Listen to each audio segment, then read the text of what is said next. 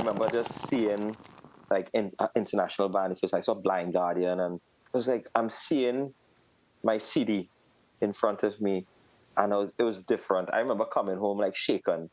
It changed. Heaven Shall Burn changed me, because we had made Lynchpin already, but first time I got to see a sampler used like how they used it in their thing, and we started to use a sampler on stage as a trigger, like little sound effects and stuff, bass drops, and stage show changed. My attitude had changed.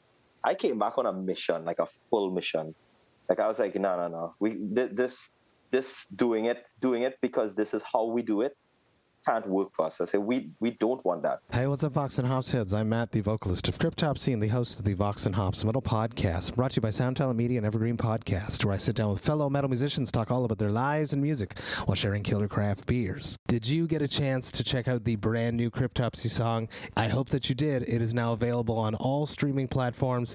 It is the first single coming up from our first album in over 10 years called As Gomorrah Burns. I am so excited to finally talk about the brand new Cryptopsy record that's coming out on September 8th via Nuclear Blast Records. Do it. Go check it out if you haven't yet. If you have, check it out again in abeyance. It's available on all streaming platforms. Now, before we jump into today's episode, I'd just like to ask you to follow the Vox and Hops Metal Podcast on the podcast platform of your choice. But more than that, I would love for you to tell a friend about the podcast. If there's someone in your life that just loves metal, well, you should definitely let them know that the Vox and Hops Metal Podcast exists. You could tell them that there are over 400 episodes where I sit down with some of the world's best metal musicians and we talk all about their lives and music while sharing killer craft beers. If you would encourage one of your metalhead friends to become a brand new Vox and Hops head, that would be something that I would truly appreciate. Now, today on the podcast, I'm very stoked to be with Sievan Siewsarran of Lynchpin. Get ready, everyone. This is Vox and Hops episode number 423. I warn you, what you are about to hear is very disturbing indeed. Hey, what's up, everyone? Today I'm very stoked to be with Sievan Siewsarran from Lynchpin. This is a very, very cool, long overdue conversation. We've been communicating since, I want to say, over 6 months now. Here we are, finally, face-to-face with a screen in between us, recording a podcast episode for Vox and Hops. So let's just start with a very simple, how you doing, Sievan? How you doing? I'm actually really good.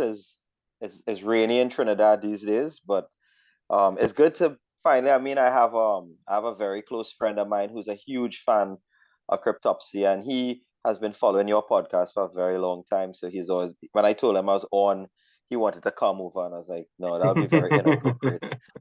So well, you tell him I say hello. What's his name? I'll give him a shout out. Justin, what's up, bud? Thank you for supporting Cryptopsy and the podcast. This episode goes out to you. Tell me about 2023 so far. You guys are doing something massive, something very cool, flying all the way here to record with my guitarist, Christian Donaldson. You're in a band that's based in Trinidad and Tobago, which is very far away. So talk to me about 2023, building up to this massive trip. It's like a huge thing for you guys. It will be very offsetting for me to not congratulate you all on your signing. Oh, thank you. It's very sweet of you. It was when I saw it, I was like, oh, please don't let them know we can't go Canada. Please don't let them tell me we can't come Canada. So congratulations. Is tip of the iceberg there for you guys. Really well done. Cheers. Thank you. We appreciate that very much. So what's 2023 been like? What is all the mindset of you guys getting prepared for this massive trip over here? Well, I don't know if you ever came to the Caribbean or anything like that, but like we played 70,000 tons, and I think they danced around there. Yeah, so like across here, it's soca, calypso, Caribbean vibes. So like for our genre of music, it's really hard to record down here. Mm-hmm. It's mostly like people like learning from foreign and bringing it down. And for us, we're island. So this kind of music not supposed to be as popular, but down here we have a very huge fan base. So when we did our first album, we did purely Trinidad. When we did the second one, I ended up getting in contact with Christian and having a really good conversation with him. So when we recorded, he mixed and mastered. Oh, that makes sense now. Yeah, and then working with him is like we started to realize that it's a lot more we could learn from outside. Like he's telling us stuff that in Trinidad we don't like. We just didn't know. We just don't know. So we really started to talk a lot, and I wanted to get a chance for us to do everything with a producer who is in the business. Down here when you record a death metal artist is one every year, and it's more likely us and maybe another band might do a song like every month, it looks like, and he's used to your vocals and death vocals. Down here is very hard, when you singing death vocals, you look at it as outright Satanist, you look at it as a hell spawn. No, I'm telling you, it's the truth. It's a lot of taboo around us. So working with somebody who I could turn to and get advice to is really important. Like my boys are so excited, and my boys at the same time are so nervous, because I saw him do some recording with like some bands that we listen to, and I see him kind of like roughing them up and like, hey, play that. I was like, damn. Damn. Yeah. Christian doesn't take no shit. He's gonna push you guys to get the best performances that you can provide, because that's what he does.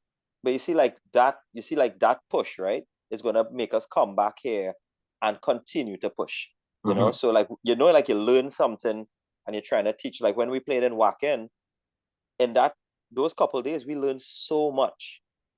Our stage show changed, our attire changed, our attitude to music and touring changed. Like we are one of the biggest touring bands in the Caribbean. So when we go, we always hear people say, man, you're so lucky. I'm like, no, it's not luck. Do it. Plan and do it. When you guys say that you guys touring, I say, man, I wish I could tell you guys how lucky you are to jump on a bus and you could drive to another city. In Trinidad, if we drive from one corner of Trinidad to the other, maximum 2 hours. Crazy. Yeah, our country is 1.4 million. Yeah. It's like that in Belgium too. Crazy. Yeah. This is a Vox and Hops episode. You're taking a sip of something. Vox and Hops is all about hanging out. My metal friends talking about their lives and music while sharing craft beers. Typically, what are you sipping on your side today, Sievan? So I'll give you the disclaimer, because everybody in Trinidad will hear about it. So I don't drink beer. I'm one of those guys. I just skipped beer, and I'm into wine. Nice. And my wife made it very clear. She was like, okay, please don't go on this guy's show and sip red wine while you're talking to him. Whatever makes you happy. She was like, at least have a bottle. So I really love cider. Nice. The first cider I ever tasted, actually, to tell you how we live in an island, I did not know about cider. And about 4 or 5 years ago, I was in New York with my wife, and she really didn't want me to have a glass, because I would order a glass of wine, she would order a beer, and I would get the beer and she would get the wine. Come on, people. Men can like wine, and women can like beer. It's okay. It's 2023, people. Thanks, Matt. And Angry Orchard has always stood out to me, and I decided to bring it in, and I was like, you know what, I'm gonna have to break it out for my boy. I have to drink some Angry Orchard with my boy. I appreciate that very much. And I'm bringing you some Trini beer when I'm coming across. Nice. I promise I'm going to pack some for you and for Christian. Okay, don't pack too much. It's heavy as hell, and you guys are flying far, and you got to. But I appreciate it. Yeah, we have to. Put it in a Ziploc bag. On my side, I'm drinking something cool that my friends made. This is Straya. Oh, now that I'm saying it out loud, now that I'm saying it out loud, I get the joke. This is a collab between my two friends from Siewsarran and BAOS Podcast. Shout out to Craig. I love you, bud. He's Australian. And now that I'm saying Straya out loud, it's for Australia. Now I get it. This is an extra pale Australian, 6%. It was created for Siewsarran's anniversary. I can't remember how many at this point, but I'm going to crack this. And you are not into beer, but you must have had a first beer so that you realize that you weren't into beer. So take me back to your first beer ever. That's such a terrible thing. I tasted. So in Trinidad, we have two predominant beers. We have Carib and Stag. You're going to have to get me one of your glasses, right? I'm going to have to buy. I have to bring some to Christian because he keeps breaking them. But I know. And ensure you get your friends. I would love to taste this Canadian cider. Oh yeah, I'd love it's to. actually Quebec is actually very strong in the cider game. It's Nice. really blowing up the same way that the craft beer scene has. So I'm what gonna. was this first beer Yeah, experience? And I what guess it is it? was. At what age do you start drinking in Trinidad? What is that experience like compared to the rest of the world? Not to sound stereotypical, but Trinidad is a party carnival, so people drink pretty early here. But I didn't. I was one of those. I was like the computer guy. I wanted to like real into computers growing up, so that was my whole life. So when I decided to drink. I kind of skipped the beer thing. I started on Scotch. I was drinking Scotch when Really? I was young. Yeah, my Wow. first drink was Gentleman's Jack. I was Really? drinking Wow. Jack Daniels and I don't like mix, so I drink it straight, no ice, neat. And my friends always trying to get me to drink beer. And the first time I drank one, I was really bummed out. I was like really bummed out by the taste. Where's the flavor compared I to was a like, why is Scotch? this? You were born with like a beard straight out of the womb, just a man. No, no, no. If you see my bassist, I'm a guitarist. Wow, these guys beat it out. I try to like match these days, you know. Amazing. How about is there a craft beer scene? I don't know if you're well versed in this in the Yeah, yeah. Caribbean, in Trinidad, Tobago. Is there a craft beer scene? It's really starting actually. It's ironic, you know. It's there's a microbrewery down here recently, a place called Tommy's. They do a craft beer. They do a really nice cider too. They're Nice. really getting big in Trinidad. It's just to bring in. I mean, you guys have hops and stuff over there. It's really hard to get hops. I'm moving from hot area the world, so importation and all that 100%. Yeah. pretty expensive. So I mean, it's building up. We are actually working on currently we're working on a coffee. We're bringing out a coffee, the band. I know you'd Nice. like I know you'd love this. Is I so love coffee. Yeah. so Lynchpin, well, they call us Caribbean Brutality, I know. I got that written down right there. Yeah. but we the coffee is Caribbean Brutality. Mm, I love it. It's I mess with brutal all the time. So Yeah. So I'm gonna be bringing some packs to you guys over there. nice. Well, good for you for all that. I love that. How about the classic Vox and Hops question at this point? Take me back when you were growing up in your parents' or guardian's house. What music was playing when you were not in control of the radio? What music did your parents or guardians listen to? What was the soundtrack of your youth? The soundtrack of my youth, but some I don't know. I guess I'm seeing in Canada is a little bit like that in certain areas because they have a lot of Trinis over in like Winnipeg and stuff down there. But I grew up with a Hindu dad, a Mhm. Muslim mom. So my dad was I in our house. I actually described this already. If I walk past my dad's room, I'm hearing Indian music. I Interesting. walk past my sister's room, I'm hearing pop music. I'm walking by my room, you're hearing metal. And then you walk into the kitchen where my mom is, and she's listening to Elvis. So Nice. I actually tell people that it's because of my mom I got into rock. She listened to Beatles and Elvis. My dad used to listen to Perry Como and stuff like that. So the 60s and stuff. But I was playing soccer, right, for you guys. And there was a guy who used to play, he used to always be playing metal. And I That's had that's no how you idea. discovered metal was through Yeah, I a was, fellow football player. yeah. And he actually turned to my first guitarist for my first band. I It's love it. like, yeah, we were like sitting down. He was like always singing this. I don't know if you know this band, Sacred Steel. I do not know. Old power metal band. Okay. And he was always singing this line. Then he started to play Death from Yes. Florida. But that's like one of my favorite bands growing up now. And it's just like I was going home and I'm hearing this song in my head, but I don't have their music. And I started to Hmm. borrow at that time cassettes. And Yeah. I'm listening to cassettes and it's like it just changed. My dad was very much more on the protective end. Like he did not want that because he was afraid of drugs and alcohol and um Because metal was associated with rebellion and making improper life choices, let's say. I mean, think about it in Trinidad, it's like if you're a rock person, you're really into drugs and alcohol. That's what they will see it. You have long hair and you're scum on society kind of thing. Yeah. But then like because of the music, I was playing in a black metal band when I was younger and I had the face paint and everything. So My you dad was yeah, embracing it almost. my dad was like, all right, this guy has to be on drugs, man. And then when he started to realize my grades were excellent in university and I was Oh really yes. doing great. my dad was like, okay, so you're not on drugs. So this is a natural thing? That's even worse. Like, it's not drugs, all right. This is But just from you. It's like innate. That's not good. Yeah. yeah, We you can't could fix tell. this. You can't Yeah, it's like, fix okay, this. so yeah, and like it just became like he, as especially when Lynchpin was born, he was really proud of that more. Like especially like I was a teacher already. I had a lot of students coming out, like ex-students coming to shows, and we used to preach that whole thing of, being responsible. Like even at the end of every one of we shows, when we finish the song, we always say, reach home safe, don't drink and drive. Yes. We really don't want casualties. We're a small community down here, so losing somebody, everybody knows the person, so Yeah. we don't be dicks about it. So You have to all take my care of soundtrack is take care yeah, take care of your community for sure. yeah. But like my drummer and my guitarist, they're really into soca too. So you could hear like the movement in our music a lot. When we were in Germany, they we thought we were death metal. Like my whole life I thought I was a death metal because of my voice.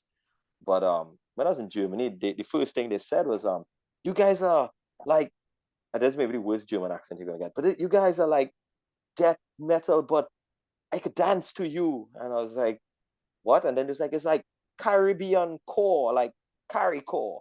And as we started to call our genre carry core since then, because we never really observed it. Because it's so close to you. Hmm. It's actually interesting to have like an identity such as that reflects your culture. It feels though that I out of the whole band, I was rebelling against that because I'm not a soca fan, but you just realize as a Trinidadian, it kind of is in you, like movement and groove. And if you listen to our music, that's we real into movement and groove. So it's just built in, I guess.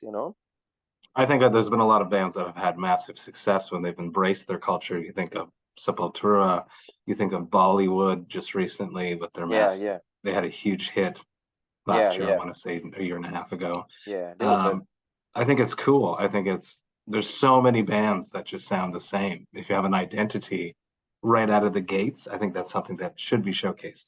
Yeah, yeah.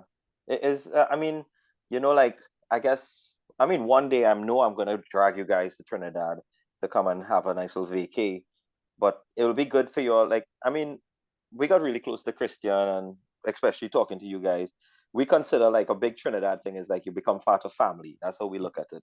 That's You so know, and sweet. we don't really think that. I mean, I look at you as an incredible artist, and your band as incredible pioneers in what you're doing. And at the same time, I'm not going to bring you here to perform. I'm bringing you here to come and see Trinidad. Like come and see what we're talking about. Come and enjoy the beach. Understand when we say laid back, what we mean by laid back.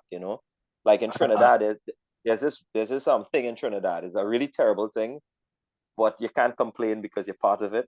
So today is Friday, right? Today is Thursday. Tomorrow is Friday. In Trinidad, Monday is a holiday. By yeah, that's default, smart. well, by default, Trinidadians start thinking Friday is a holiday too. So I like it. naturally, the beach is going to be full, the bars are full, and it's lunchtime on Friday. So you can't, if you're planning to leave from work, people say you should maybe leave before lunch because you're going to have a lot of traffic.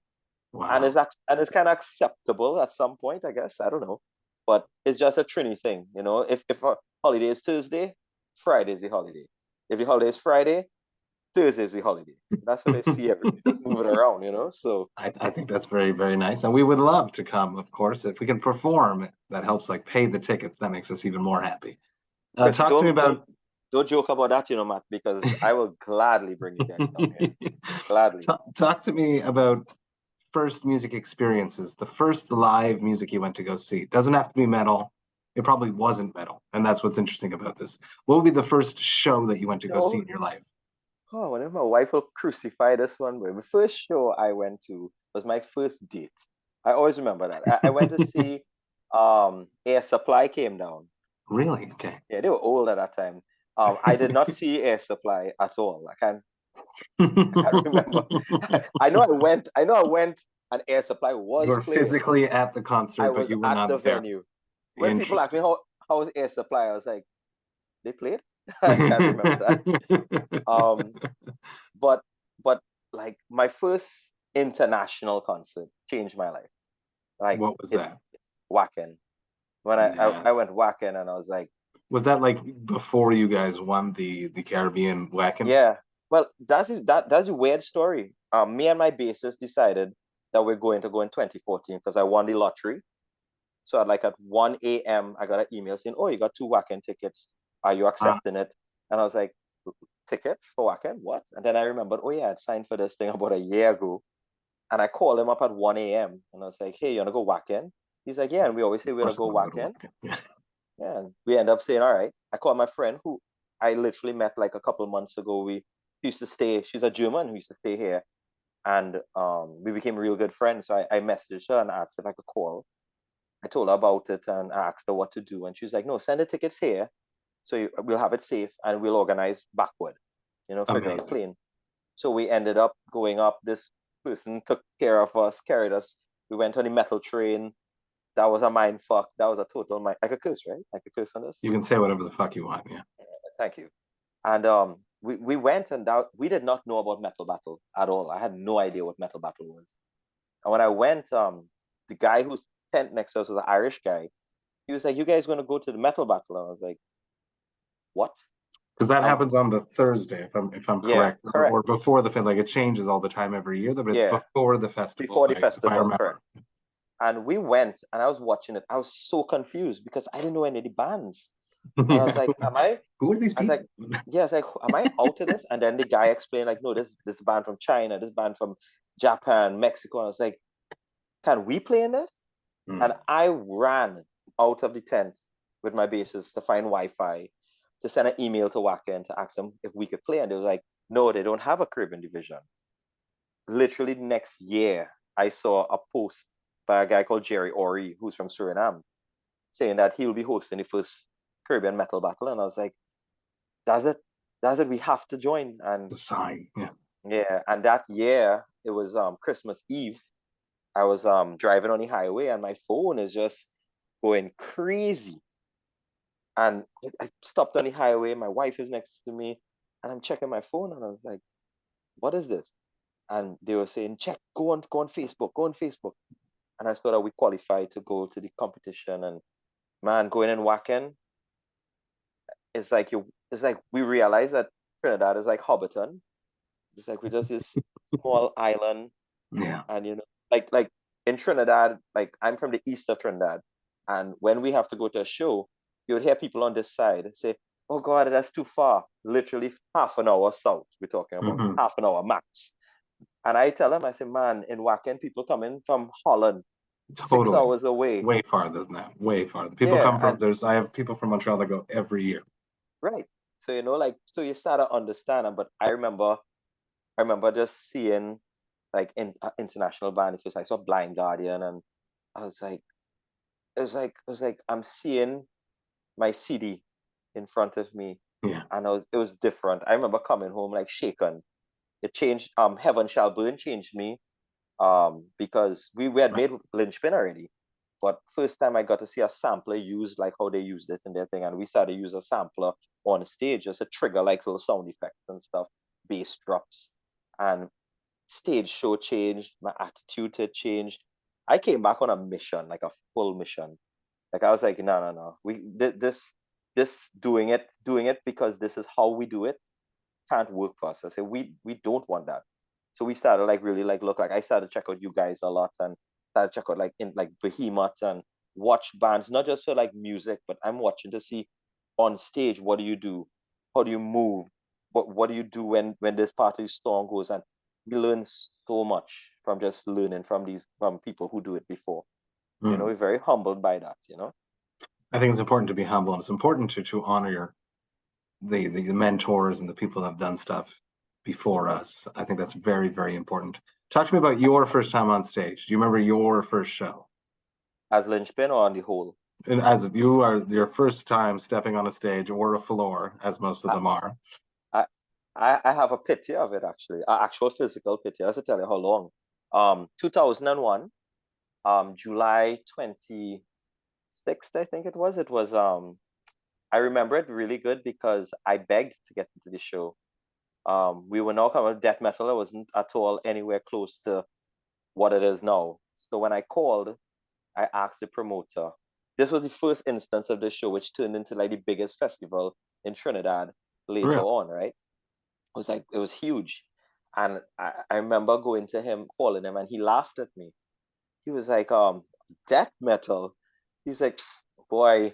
And I was like, no, we really want a chance. He was like, it's like, here, we full, bring your equipment, come to the show, and if we have a spot, I'll spit you. So I was like, cool. So you do all that, and you practice, you're ready, and you're not even sure you're gonna play. You're like flying standby. Yeah. So we're like, okay. I told the boys here what we're gonna plan the show in 3 steps. We plan a 30 minutes, a 15 minute, and a 10 minutes. Yeah. So we could fit anything. I was standing up by the sound engineer. I always remember, and I just heard something go clang, and the sound engineer was like, "What's that?" He's like, "Oh my!" And I hear the guy on the stage on the mic saying, "My string burst." He's like, "Well, change it." He's like, "No, I left. I don't have my strings here. It's home." He's like, "Well, how far you live?" He's like, "Half an hour." No way. He's like, "What are we gonna do?" And while he's saying that, I'm literally standing up next to him, and he watched me, and he's like, "You're the guy with the band, right?" He's like, "If I give you 15 minutes on stage, can you play?" I was like, "Yes." He's like, "You have 5 minutes to get ready. Go." Yes. I ran and I get my band members together, running up on stage. And these guys are more accomplished than me. I'm the one who never touched the stage. These guys all had they were rock stars already. And I remember saying, okay, I'm going to look for them for strength. And they were like petrified, it looked like. And I was like, I'm not going to look at these guys for any strength. So I turned around and I wear glasses. I didn't have contacts yet. Mm-hmm. And I just took off my glasses and I was like, you know what? It don't really matter. Nobody know me here. I'm going to do what I want. And when we started to do the intro, and I pitched, I have a high scream. I remember the guy who was giving me all the shit in front. The guy was giving me shit.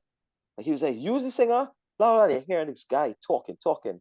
When I hit my scream, the guy was like, "Holy fuck." Put on his beer, mosh pit broke out. Yes. I remember but I always say, it's the first day that my people knew my name. It was also the last day I got to be anonymous. I just kind of miss anonymous a little bit sometimes. Like, you go to a show and you can just sit down. No, we have to be on. Yeah, you have to answer the questions, take pictures, and be the good PR. You have to be good PR. So try not to get too sloppy. Always. Hence the cider after drink. So we spoke about it a little bit before. Metal in the Caribbean. There's you guys. There's Jake that runs Oni. Also is really always like branded as being a band from the Caribbean. Talk to me about the complications. You mentioned a little bit that most studio engineers don't necessarily have the habits, the methods, the methodology, the practice to record extreme music. What would be some other like complications and things that have, let's say, held you back being from the Caribbean? I think one of the first things is so we record with, I think, the best guy down here, very close friend of ours. And he does a great job, but we have limitations in equipment, limitations in software, limitations of, I don't need to say the word knowledge, but limitations of the market. So when you interact with death metal every day, the nuances of heavy music. Absolutely. It reminds me of like Morris Sound almost back in the early Floridas. This is the first time that people were recording fast drums like that, and they did not necessarily have the knowledge to know how to handle something that extreme. So, but it took time and through, just playing around with it and technology, obviously, that they did it. Correct. And that's actually something I was talking about the other day with Morris Sound South. I was like, it's I understand why they won't invest in death metal down here, because really just a couple of bands recording that. So for us is have limitations of that. Limitations like I could tell you, we are coming up there and we know we don't have to bring all that equipment. But we are coming with but we will. That's just part of being Trini. You pack your shit and you come down, Because Christian, is that because you always plan for the worst? Is that Well, we planned because if you're going to record, you carry a guitar, you carry a Yes. processor. That's what you carry. So Christian was like, "Oh no, I have guitars. Don't worry." Oh, I remember we were talking to Christian, and Christian literally told us what processor we have. Yeah. I was like, "What? How he know that?" Because his You know? ear is Yeah, amazing. It's yeah. annoying. It's annoyingly amazing. When he told us our key, when he told us our key, I remember after the conversation, I hung up the voice call, and I was like, "Yeah, we fucked. This guy's gonna fuck us so In a good way. bad." No, Oh my he's god. he's he's. I have a whole segment about Chris, but let's go back coming up after this one. But talk back to the Caribbean. Talk to me about being branded as Satanists, the stereotypes that come with the culture of Trinidadian and Tobago people, seeing metal and still picturing it as evil, despite the fact you being a teacher, educator, a super nice guy. What does that tie into? And has the band thought about just embracing it more and Satanism. just to shock people, because Well, shock so sells. so the disclaimer from the boys. So the rest of my band are they're religious boys. I have Roman Catholics, I have a Hindu. I'm the atheist in the band. So Okay. one of the first conversations we had when we now made the band was like, right, the only thing you can't do, Sivan, is blasphemous stuff. Like none of that Okay. crap. Like you could talk about I talk heavily against like pastors and how they abuse their power and how they take money from. I have a real issue with that. So I use that. Um, in Trinidad is taboo. It's just really taboo. It's like when people see us. I remember we were going on stage a couple of months ago, and I had a couple of my friends there, and they said the people in front of them, you could tell weren't like avid rock fans. They were like, they hear Summer 69 and AC/DC, and that's some heavy shit. And they were right in front when we were about to play. And he said, our whole stage goes red. Yeah. And the woman was like, what the fuck is going on? And when we started walk out, we have like this really cool intro. And they were like, what the fuck is going on? And when we yeah. And when we went up and we did our we have a fist salute, when everybody raised their fist, it's like this is a cult Yeah. devilry. And they walked off, and my friends were like, Metal is a religion. I think it's super yeah, cool. It's very, correct. very, very similar to what Yeah. happens in a religious experience. Yeah. And I think that we just reached the point where our fan base is growing really well, especially our fan base getting younger in Trinidad a lot, which I'm happy about. But it's breaking out of the taboo. So that's why you'd see, I think I sent you like our interviews and thing Yeah. recently. Yeah. And we did some really cool, we do a lot of TV interviews and newspapers and stuff. And we get so much incredible replies from non-rock people that say, I'm happy that you all are doing this because it's breaking the taboo Oh, that yes. we think that you guys are. It's like, I saw you play Saturday and you were like pure Satan. Now you're on TV on Wednesday and you all have the calmest demeanor, very Exactly. well articulated. And I think that's important. I think a lot more rock bands have to do that because, like, just like Nergal, how you could see him and you watch him off stage, or you watch even Manson and stuff, how they could speak off that stage is important. And I think when I saw Chuck talk the first time, he was about cats. And I was Yeah. like, this is a really nice guy. And I think that's important because it shows that you could separate church and state too, from your music and your normal life. Nobody's saying that you can't be a metal person and live the metal life. That's cool. But at the same time, we want people to understand. Just like if you watch a soca artist, I'm pretty sure he's not jumping and whining whole day. We have lives too. We're So multifaceted humans. yeah. So it is good. We meet a lot in our shows. We always have a group of curious people who have heard of us, which is good. That means it's coming out of the circle and you're bringing them in. And a lot of them like to buy our merch because it's like edgy for them and they like that vibe of being different. But we always tell people being different also means that you could welcome different. And that's you should. Absolutely. Absolutely. Talk to me about inspiring the next generation of extreme musicians in the Caribbean. Talk to me about being their Chuck, hypothetically, like the way that you looked up to death and stuff. There's kids that are going to look up to you like that. And hypothetically, 10 years down the line, they might be massive, and they're going to talk about you. Talk to me about the importance of fostering a community and giving power to your fans and inspiring the future. So, as you say that, I don't know how it is outside Trinidad, but in Trinidad, we are the stewards of or stand for original music, you know. So, in Trinidad, that's a big thing: cover bands and original bands.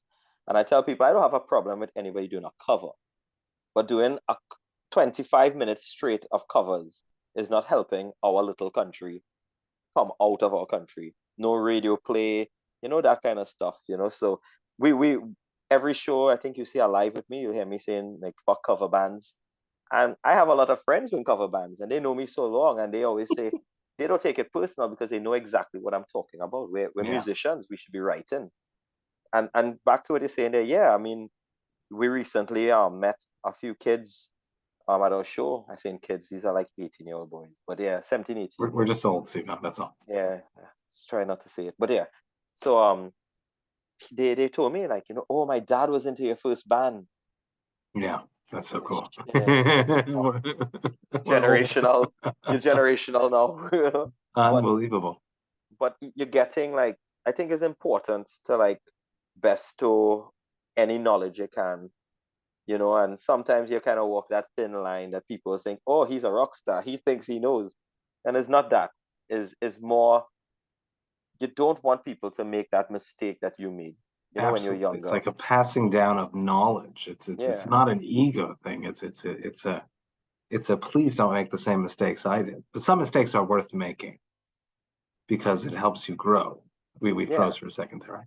Some mistakes are worth making.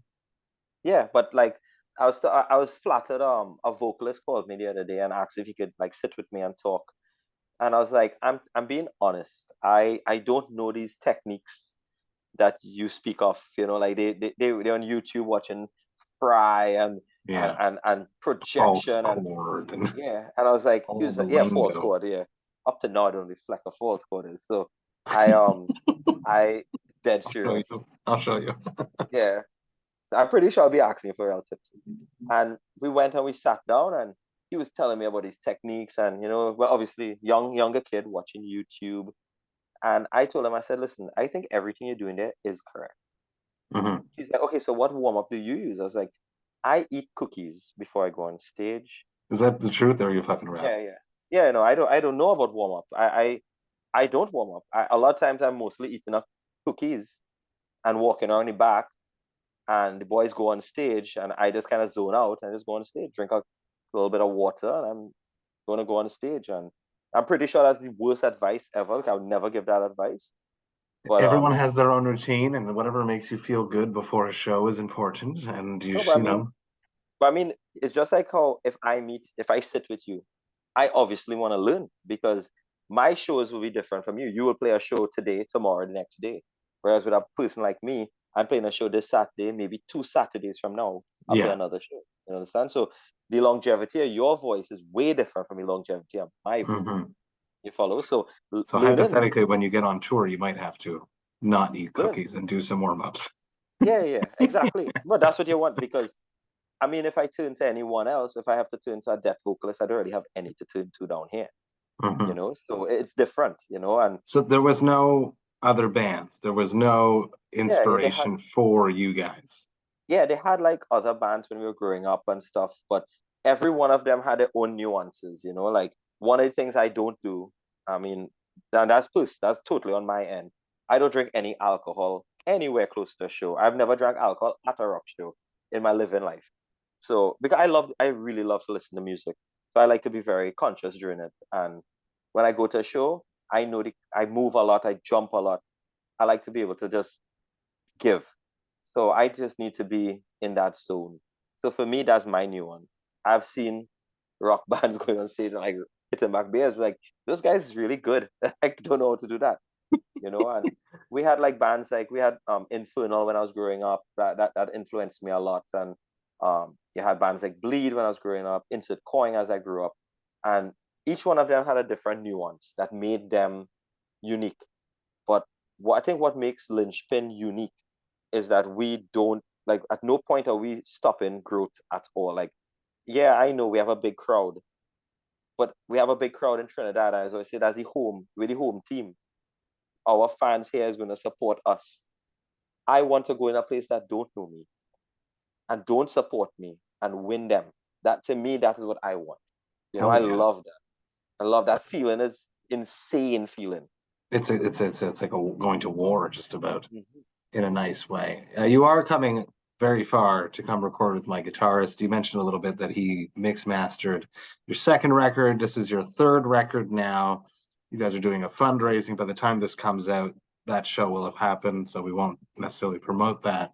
Talk to me about getting everything in order, getting all of this organized to come record with Chris. It's like a massive feat to come this far.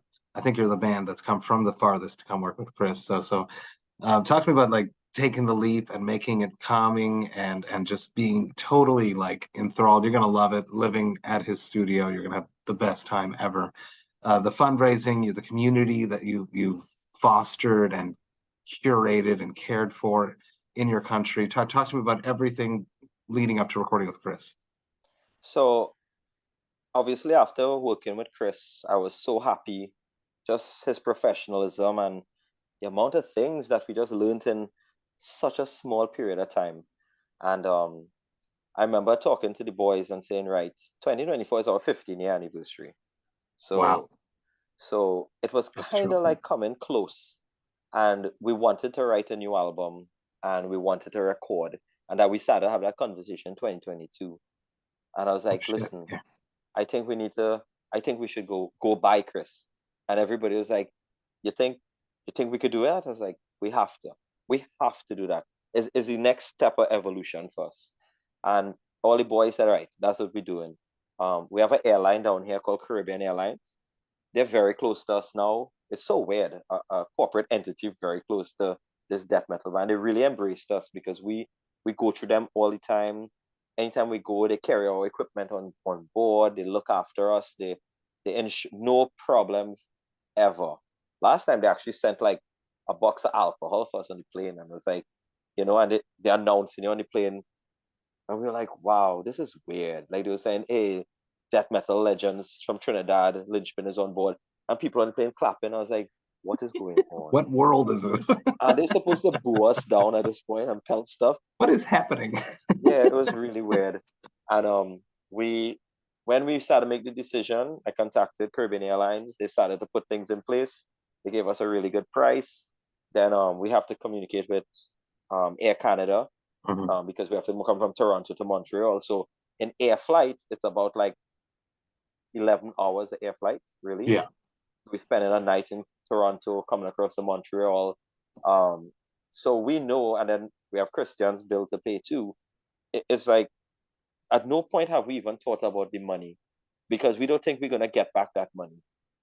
What I mean, to be honest, this is like an investment in yourselves, in your career. Yeah, we want to be able to do this for Christian for multiple reasons. Obviously, to evolve, but with Christian, we get a chance to.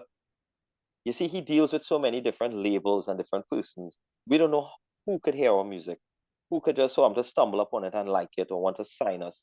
To be the first band to be signed out of the Caribbean would be insane.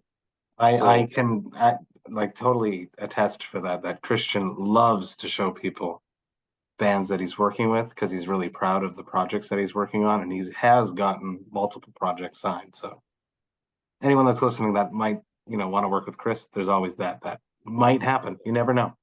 Yeah, exactly. The chance is obviously higher, but being able. This is my first time. I think in our band. I think it's only one of my guitarists comes across. He has some family in Toronto, but the rest of us never went to Canada at all. So we're really excited. We just being able to experience a culture. Obviously we being able to walk across there and meet different musicians and stuff. That's such an important thing for us. So we want to experience everything. You're coming at the right time. You're not coming in the winter, which is good because my goodness. Oh my God! That's a different experience when you go to Christian's house in the winter. But he's got the beach. You're gonna have a good time. He's going to take good care of you. Working vocals with him is a dream. Are you He's coming going to across push to you. see us, Matt? I And am come and definitely drink going to come something and with us? bother you for sure when you're in Point au Trempe. I will come and check out some stuff there. I'm stoked for it. I think that it's very cool. I think that by the time this comes out, the fundraiser will be over. I hope that you get a whole bunch of support for that. I'm sure you're going to. You're making coffee collabs. If you could make a beer, you don't want to make a beer. What would you make? No, What would be something those, cool? those boys, we actually, in Trinidad, we are working on a beer. Okay, so We what's are, that story? so we're right now, so I don't work on things that I want. I work on things that the boys would like and our fans would like. So well, everybody drinks beer except me. So I guess I'll be voted out. So we started to work on a dark lager. Nice, I like that. Yeah. And we started to work on a blonde. So we're trying to do, and there's a craft beer that we're working with. So we're just trying to like feel out how the process is. And for our album launch, I'd love to be able to bring out something like that. So yeah, we are looking at that. Especially the flavor palette of my boys is really between blonde and dark. A nice dark lager. So if you could drop both of them at the same time, it'd actually be super interesting. If you have the dark lager and then the blonde and drop it for the album launch, that would be pretty fucking sick. Imagine how ridiculous it is. Like we go to taste test, and I have my wife. I say, well, you have to taste. I have no idea what we're doing here. I sip in like a cola on the side. You gotta use the strengths in your life, and then she is your beer strength, amongst other things, obviously. I am trying to do a red wine. I would like to do a red wine. I really love wine. So, is there wine in Trinidad and Tobago? Is it vineyards and stuff like that? No, we don't. We have no grapes down here. We import grapes, so they have so people that make like fruit wines, fruit wines and stuff. But I need a good vineyard, and I would love to be able to like get that. Even if it's just for me. I like to go when I come across. I would ask to taste some red wine over there. You can, because there is a vineyard in St. Gabriel de Brandon in the city you're going to be staying in at Christian's house, and he will be more than happy to take you there because he loves to go there. Terrible, because now you're going to see like videos of me drunk in the background waving to people. One last question, classic Vox and Hops wrap-up question. It probably doesn't happen to you very often because you don't drink lots of beer, but it does happen sometimes when you drink wine as well. If you open one too many bottles, what is your hangover cure? This doesn't sound like a real alcoholic, but I have this really terrible saying: you don't open a bottle of wine and drink a glass. No. You drink out the bottle, right? You drink out the bottle. You can't leave the bottle. So I always tell people when I think I'm getting a little too drunk, I just slow down the next bottle. I actually drink club soda and lime is my thing. I always tell them cut a lime, throw in some club soda, and I'm okay. I don't get the hangover stuff, and I like good wine. I'm picky if I taste a wine and I find it's corked, not wasting time. I just I'm not drinking that. So I have maturity. Seen no, it's more like I'm paying a lot of money for this. I'm not drinking that crap. But I in Trinidad, just to throw the local thing, in Trinidad when you're hungover, you eat doubles. What's that? Right. So you wouldn't have. I guess some areas of Canada has it. I'm hoping to freeze some and bring for you guys. Doubles is like, it's like how do you explain this? It's like a bara. We call it bara. It's like thin flour, like a pita bread, but it's very, very fluffy. It's not flat like that. It's fried with chana, chickpeas, curry chickpeas, and another one. So it's like a mini sandwich, but you eat it with your hand like this. Yeah. In Trinidad, the second you guys come, the first thing we do is carry you guys for doubles. Interesting. And we're gonna ask you very key questions. Can you eat pepper? And when you say yes, it's like, can you eat pepper? Like actually eat pepper, or are we talking about? I'm a good spicy guy. Yeah. Are we talking about Tabasco? No. So you like spice, right? Yeah. Shout out to Heartbeat Hot Sauce for doing a bunch of great stuff with VOX and HOPS. Yeah. Love hot sauce. I'm gonna bring a hot sauce from Trinidad. Perfect. A scorpion pepper hot sauce. That's the one I love. And what we'll do, we'll tape a video together. Perfect. I'm sure I'll sweat a bit, but I'm gonna enjoy it. I'll let my bassist and them eat that. They're ridiculous. So we will shoot a video of that. I'll just watch. I'll tape it. Perfect. Sievan, thank you so much for taking the time hanging out with me, talking about life, music, a little bit about craft beer, a lot about the new Lynchpin coming up. I'm very, very stoked to have you here in Canada soon. I'm stoked that you're going to just experience working with Chris, and I can't wait for you to have that amazing experience. Massive cheers to you, the rest of the guys in the band. Tell them I say hi.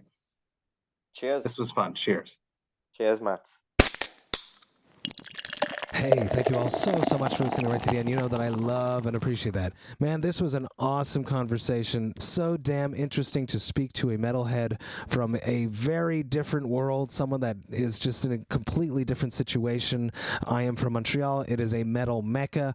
Being from Trinidad and Tobago, it's like being on another planet almost, but they've done it. They are a successful metal band, and I think that's so cool. They are coming here in a few weeks to record with Christian. They're going to just kill it. I can't wait to see what they're going to do. But Nora, you know what they're doing? They are playing a show here in Montreal, and that's so damn cool. I'm very proud of that. A show that I helped set up. They are playing with Sarcasm, Flesh Shrine, and Oath of Anguish. The show is happening on August 19th in Montreal at Piranha Bar. So very stoked to have Lynchpin playing a show in Montreal, a Canadian date for a band from Trinidad and Tobago all the way here. I think it's so damn cool. If you can come to the show, come to it. I put the link in the description of this podcast. I'm beyond stoked to have hung out with Sievan. I'm stoked to hang out with some more. Massive cheers to all of Lynchpin. Now, if you enjoyed this Vox and Hops episode, you should sign up to the Vox and Hops Metal Podcast mailing list. You can do that on my website, voxandhops.com. That's VOXANDHOPS.com.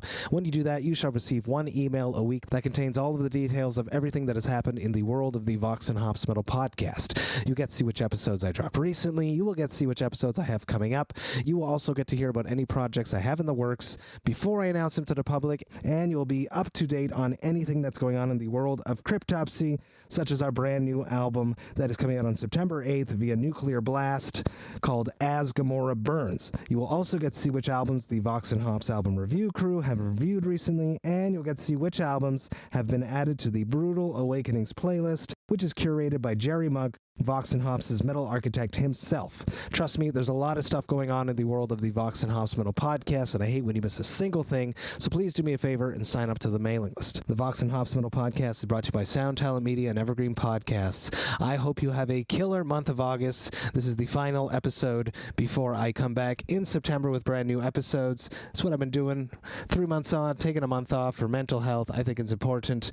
New Cryptopsy album is coming out shortly thereafter. September 8th it drops via Nuclear Blast. Get ready, everyone. As Gamora Burns is coming. Until then, everyone, I will return on September 5th with brand new Vox and Hops episodes. But until then, I hope you all enjoy life, metal, and craft beer. Cheers, Vox and Hops heads.